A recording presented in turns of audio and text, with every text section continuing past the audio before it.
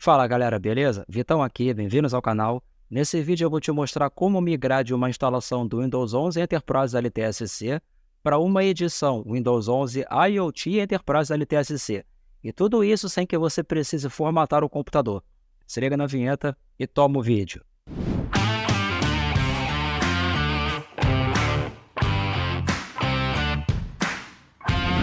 No vídeo anterior, eu te mostrei como instalar o Windows 11 Enterprise LTSC 2024. O link vai estar aqui no card e também na descrição. E aquela instalação foi feita utilizando uma máquina virtual que foi criada no VMware. Tem um vídeo aqui no canal mostrando como baixar, instalar e como configurar o VMware, ferramenta essa que se tornou gratuita para uso não comercial. O link também vai estar aqui no card e na descrição.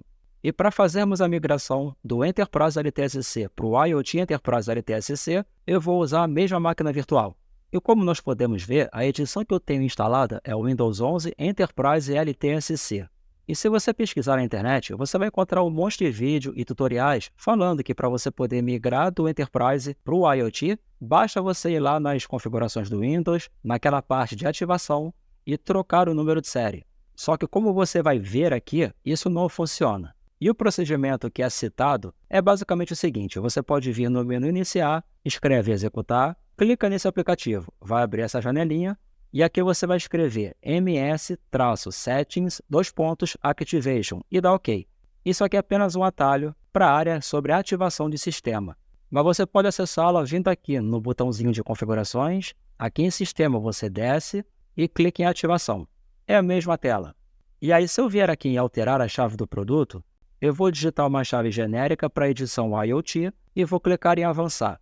Quando eu faço isso, ele pede para eu ativar o Windows, o que não é o propósito, mas de qualquer forma eu vou clicar em Ativar assim mesmo, para ver o que acontece.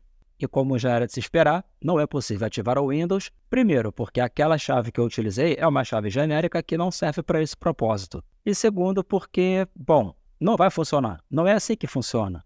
E agora vem a questão, como fazer isso então? E aqui eu posso te afirmar que o processo é muito simples. Você vai abrir o seu prompt de comando ou CMD, só que você vai executá-lo como administrador.